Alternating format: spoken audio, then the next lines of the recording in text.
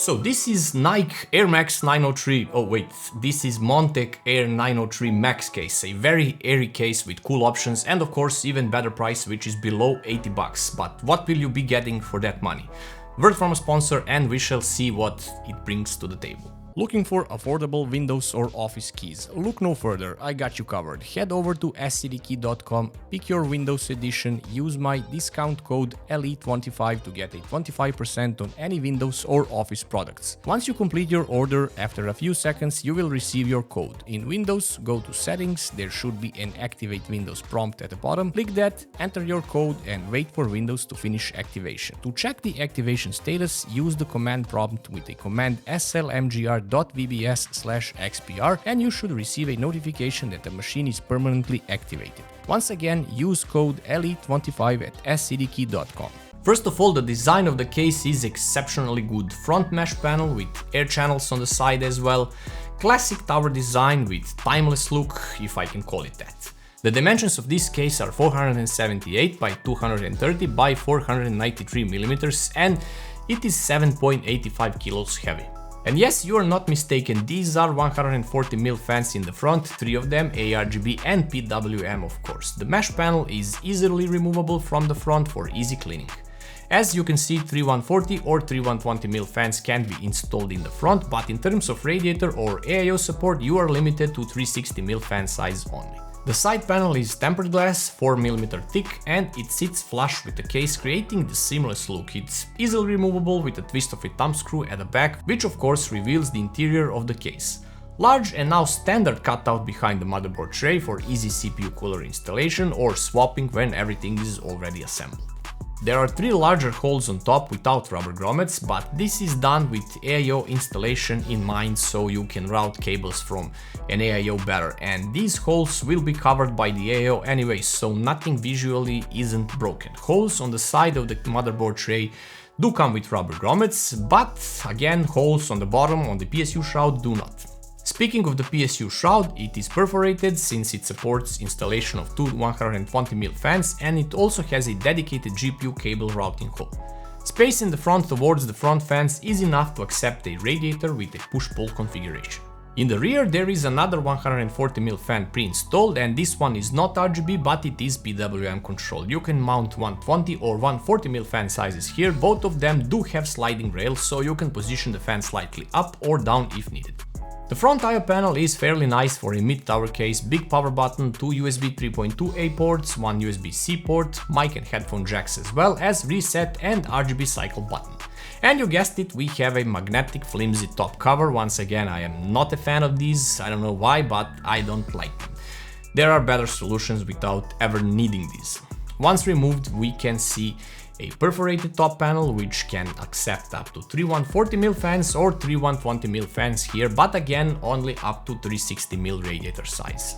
Looking at the rear side, nothing out of the ordinary. Classic IO shield opening, you can see the rails for rear fan, PCI brackets do not have mid-column, which is nice since you can use any aftermarket PCI riser for vertical GPU installation, and of course the PSU is installed through inside of the case. And it also comes with a nice dust cover which is removable from the backside for easy cleaning. The right side of the case is accessed by removing the right metal panel which is held by captive thumb screws in place.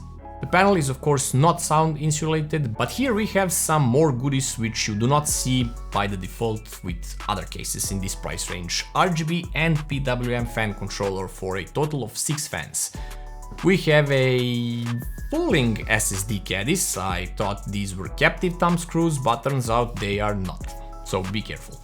In the bottom hard drive cage there is a manual and a box containing all the screws that you need to assemble the PC. The hard drive cage can be removed completely, but can be also repositioned closer or further away from the PSU, giving you more or less space for the cables to hide here.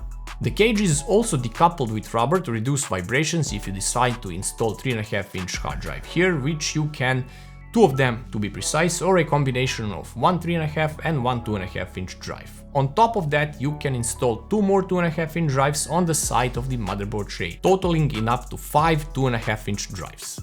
Building in this case is easy as it gets, and it's pretty great experience actually. Everything fits where it should, and you can now see once the build is assembled that top holes are covered by the AIO and you can't see them, which brings the overall cleanliness of the PC to another level. Temperatures are also excellent here. Ryzen 5 7600X was almost constantly around 50 degrees while gaming thanks to the amazing Enermax LickMax Flow 360 radiator, which you will have the chance to see in some of my next videos. It has slightly thicker radiators, so it cools better than the most other ones on the market, and also has a fan on the pump to cool the VRM section of the motherboard. I guess that this, in combination with the great airflow that this case offers, leads to overall great temperatures for both CPU and GPU, which never exceeded 65 degrees, not even when pushed to the max.